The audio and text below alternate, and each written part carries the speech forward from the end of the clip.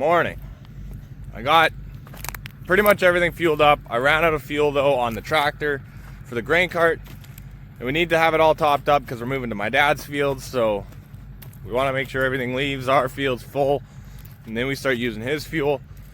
So we're gonna quickly fuel up the tractor, lightly clean the windows, do a quick grease job, move out to the next field. It didn't really frost last night. We did have some dew though because it wasn't cold enough. I think the moisture probably went up a bit, but I think we just start going because we're going to be drying my dad's grain anyways, so moisture will come down pretty quickly, and we just want to keep making progress here because there's more rain in the next couple days. So 2 fields left. You've been doing well. You have been doing fairly well too, even though you're a small little, teeny little header on a big combine. We're all ready to move. We're gonna go on the grass for as long as we can, loop around onto our other field shoulder, and try and clean off as much mud as possible. Because that specifically is absolutely caked. So, let's roll out. We decided it might be good to just take this mud road here because we need to get some speed to lose some of our mud. Don't want to piss off all the neighbors. And I mean, we're just shooting chunks. So, grain cart's what's losing the most, but we've got a substantial amount coming off as well. We are at the next field here, and I think this is just under 200 or just under 300 acres, like 290, something like that. We're gonna split it in half because we just won't be able to make the mile-long runs, and then we'll do this side and then that side, or vice versa.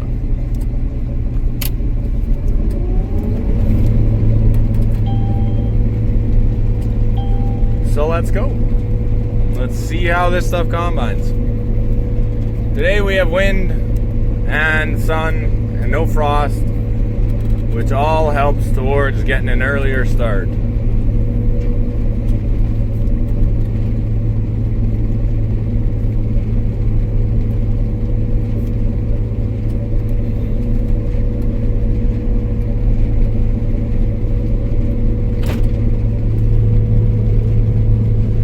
We just need to get this auto steer going here.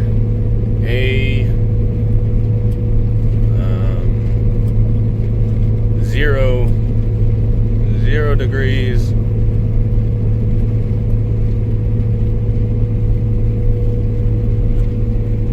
Come on. Why do we not have the option? Oh, here we go. Good. Let's go.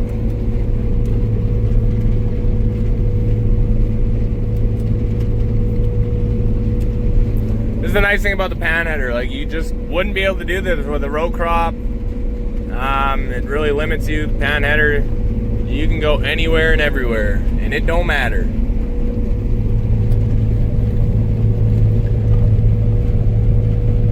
9:45, and we're making a dust fly. That's a good start.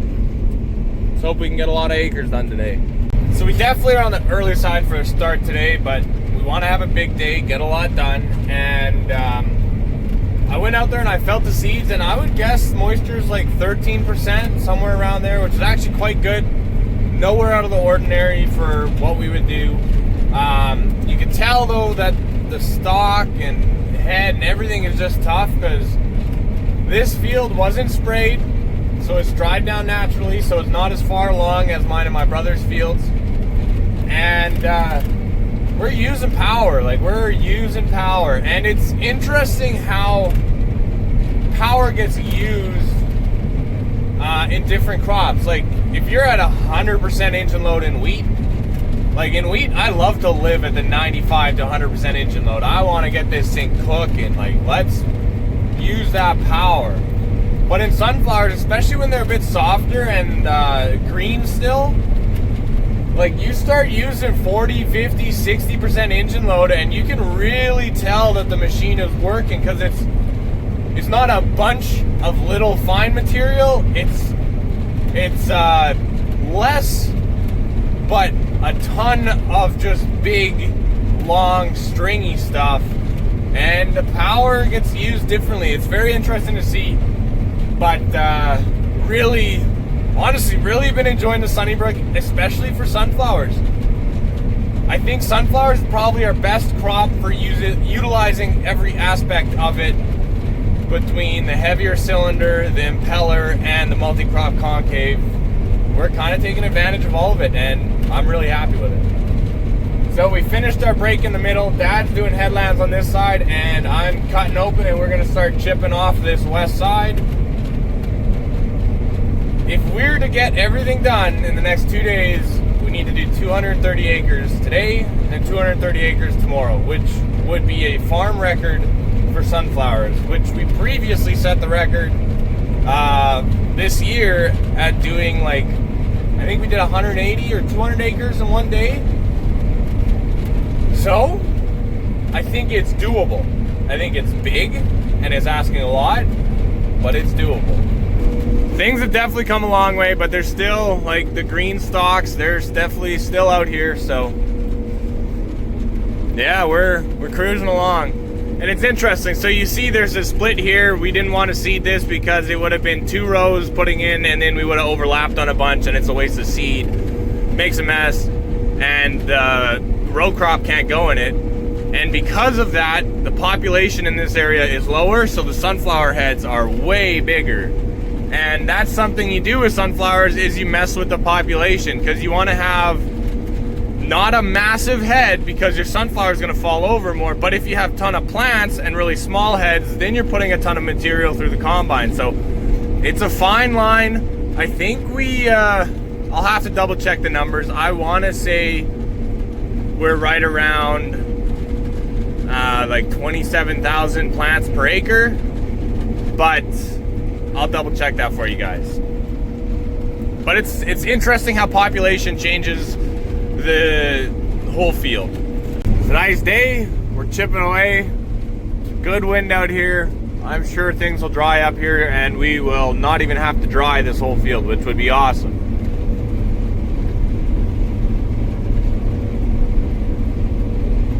Dad's over there, he's getting full. He's been able to pick up his speeds as well. He's going about 4.85 miles an hour, which is pretty good. We're making ground, like, we're covering acres. I paid for 2,000 bushels, so I'm gonna use it. We're trying to get things lined up with trucks and combines here, and we need all the space we can get.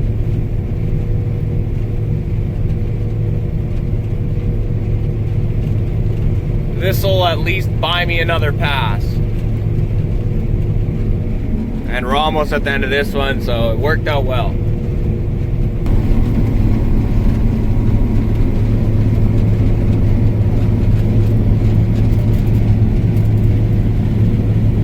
Here's the latest update. The auger we were using to unload at Dad's yard broke. And the other auger he has to unload into those bins, well, it was broken and it's halfway fixed. I picked up those parts yesterday. So now we got 2 broken augers, no way to unload anything, because we're not on our stuff, we're on my dad's, so we can't use our bins because they've all got grain in them. So there's no point in 2 combines going right now. We're just gonna fill up that much faster. So I'm parking mine, leaving it pretty well full.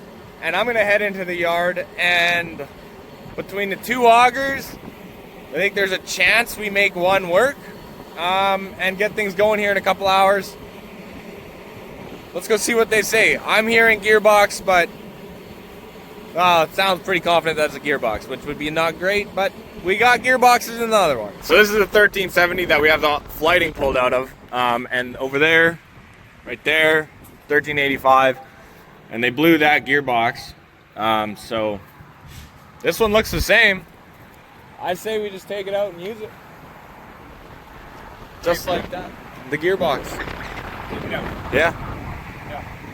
Should maybe give Maisie a call, see if they have one in stock. Yeah, fair enough. Yeah, I would give them a call ASAP, because it It'd be a lot faster to take this thing. Yeah, it would. It's amazing how quickly and how little it takes for something that was perfectly fine to be gutted for parts when you absolutely need them. So, I mean, parts. We got this taken apart. Now we need to undo this top collar, get rid of the hopper, and then all that should come off. We just gotta pull this off, which the sprocket's been welded on, which is fantastic, but it'll be easy. This one's ready to come apart. See how she goes. Oh yeah. Good. Didn't come apart how I thought it would, but came apart nonetheless. It's awesome. Newish, sorta, really used gearbox. This gearbox is just about ready to come out. Guys are ripping this one apart. Auger will be up and running in an hour, right guys? New box is in, chains going on. We're getting ready to put the hopper in. It's going back together here quick. We're moving grain. Not bad. All right.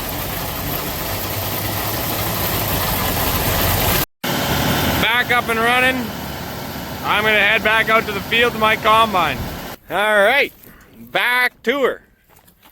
Let's see if we can go the rest of the day without a breakdown. I think we found the worst ditch in the field. It drains really well. Actually, the worst ditch in the farm. But holy smokes, you could launch someone into space with this thing. Look at that cut. We ran out of time for sloping, obviously. Jeez. It's a good one. I'm surprised our grain cart operator didn't go through the window there. He went for a bit of a ride. He saw it coming a little too late, I think.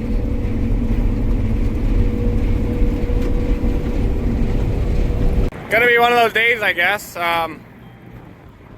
Dad just blew a hydraulic line on his machine, so I'll have to change that. So he'll come run my combine.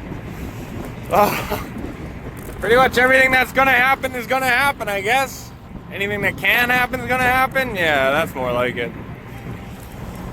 We're still a little backed up from the auger fiasco, so I guess they'll be able to get ahead and catch up, which, not the worst, but come on. We're at one of my favorite stores, and here is the hose. It has a small little hole somewhere around here. Problem is these ends are fairly specific metric, and I don't know if Princess Auto's gonna have it. We'll see if we can't figure something out though, because these are the only guys in town. It's a weekend. Of course it's a weekend. It's always a weekend. It's gonna be one of those days. Actually, you know what? It is one of those days. No dice. No one can make this line. It's these special end fittings. They just screw you over. So we tried to do it the proper way. Now we're gonna do it a way. And I'm sure some of you guys see the vice grips and might know where this is going, but it's a low pressure line going to a valve block to operate the hopper open and closed. So this line's always got hydraulic oil going through it, but it's really low pressure, and it's only actuated when the solenoid that the valve block that this goes to is turned on. So I figured we just clamp the ever-living whatever out of it, and it'll stop leaking. And then we can keep combining maybe, and if we need to close that to move to our next field, before we can get a replacement made, then we just take the vice grips off, leak a little bit of oil, and go on our way. So that's the plan. It's a true thing of beauty. We got 3 vice grips down there. 2 of them are clamping, 1 of them just holding it together because I don't have zip ties. We'll hook up that other end, put some oil in it, see if it leaks.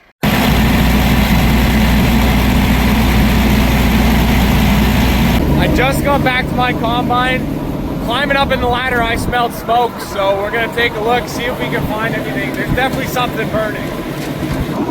Smells like it's coming from up here.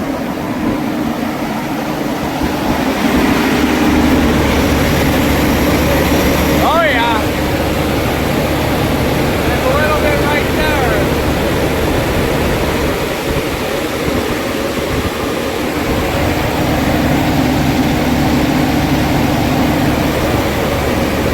Alright, we gotta get some water.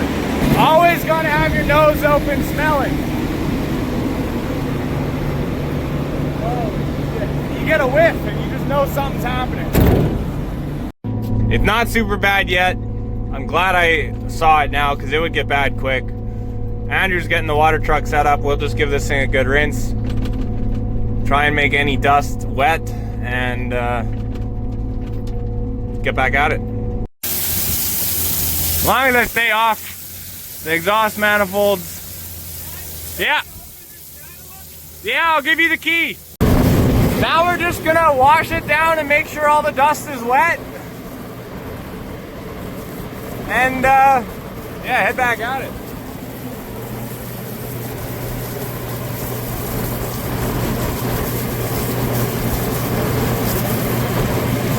Nothing more up there? No.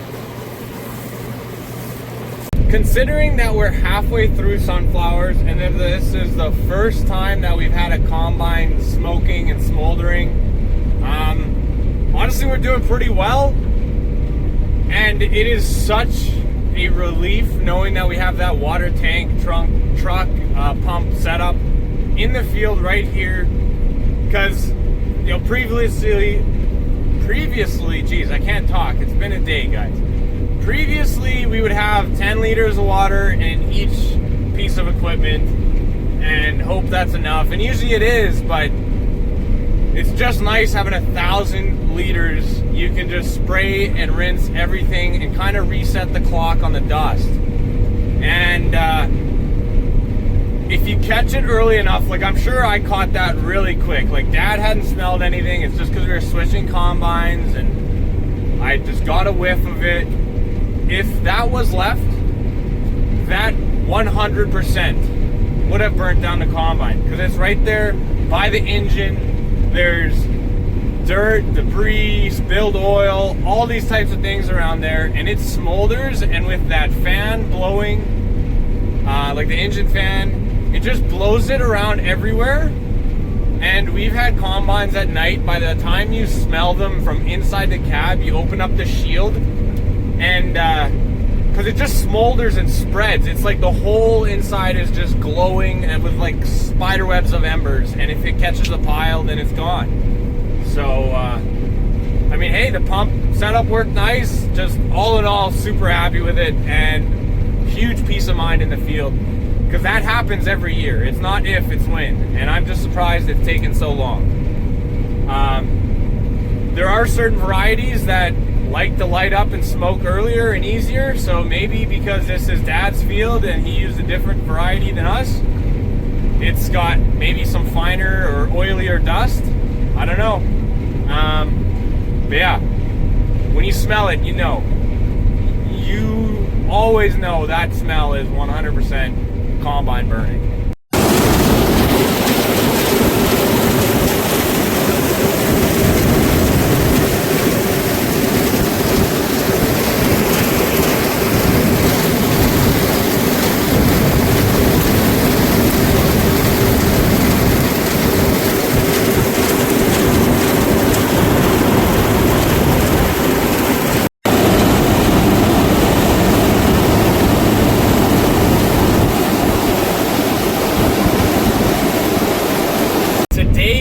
Been fighting the good fight. We had that gearbox blow up. We changed it with the gearbox out of another auger. The auger's still not doing great, but that's holding together. We got vice grips on the line on Dad's combine. He's been going for, oh shoot, a couple hours now since I did that. It's working well for him. He hasn't gotten a low oil warning, so that means it's not leaking too bad. Hopefully things hold together. We're doing all we can to get her done. I wanted to have a massive day today in the field. That unfortunately did not happen because we had lots of things come up. But we're gonna go as late as we can and just try and fill everything. We got the bin we are going to full, and there's gonna be some messing around to get into the next one, so they're not setting up today. So we just brought this semi, which filled the bin. It's half full, but there's space there. Then we're gonna get the 9,000 after that if we're still doing all right. Let's just fill it all up. I want to get off tomorrow in good time. I want to see my family. People want to do stuff. It's gonna be a nice day. let's enjoy it, because let's face it, during harvest, we use all the nice days in the combine. So, let's see what happens. We're doing all we can. These are the highest engine loads I've seen in sunflowers yet. We were up to 90 there for a second. It's always higher when you're unloading on the go. But the power in this thing, fantastic. I love it. Man, this 30-foot band header in sunflowers, like this thing is cranking through acres. Like we've never done sunflowers like this before, and it's going well. And having a second combine going, that's awesome too. All right, well now I am convinced that just wasn't meant to be. I was just gassing this thing up so much.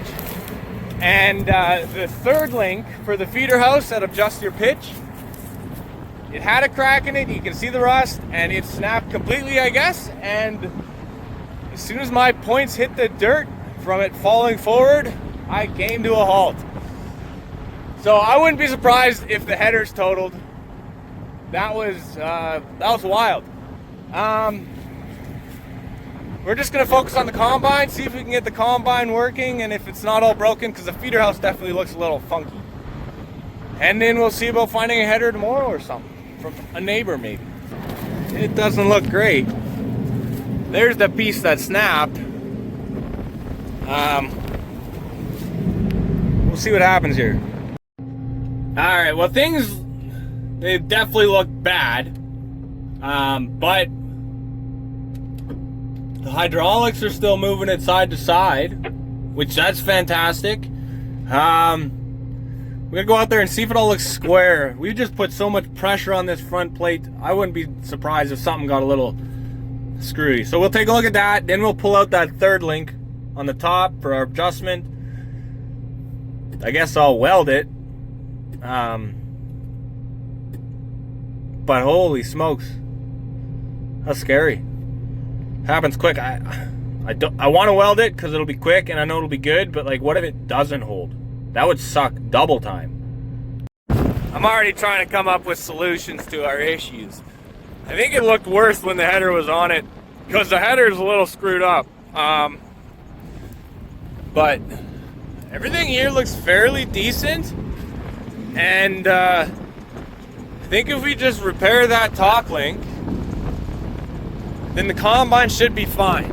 I'm hoping it is. But it goes up and down nicely, still pivot side to side, so that's not bad. And then, honestly, worst case scenario, we shovel off all the mud and sunflowers on that header, because there's a lot of mud on it now. And we hook it back up and see if it runs. And I mean, if it's screwed up in a write-off, I don't know, maybe we can still use it. Who knows? You know, I never thought what would happen if that third link broke. And with most headers, it wouldn't be so violent, I don't think. Maybe, honestly, nah, you wouldn't run over it. It would stop you and it would just kind of go down. But those points, man, it just hit the dirt and it just dug in. I'm probably not going to be able to stop thinking about that now. Wild. If you look at it here, oh, I'll show you better when we got it off, but rust on this side, crack, rust on that side. I was going to take both ends off, but I'm sure those pins are going to suck, so if I just unscrew this part, take this with me, and then I'll have this piece that I need, and I'll just have to get this pin out. Alright, that front pin is pretty seized in there. There is a threaded hole though here, which is nice. I think I'll bring a slide hammer, and I'll probably stop by the farm and get the torches, because I'm sure it's probably seized on this part instead of the actual feeder house. I would be surprised if it was seized on both, but who knows, maybe. Definitely nothing I can do about it right here, right now, with no tools though. So, I'm gonna leave it for tomorrow, get at it early, see if we can't figure something out. Hopefully get this put back together in decent time, and then take a look at the header and see if it's at all runnable. Yeah. Anyways, guys, that was probably the worst harvest day we've had in a long time, for just things going wrong. But they happen. It's just, you can't control it. Stuff happens. So, that's where we're going to end it. Oh yeah, I was going to show you the top link here. Take a look.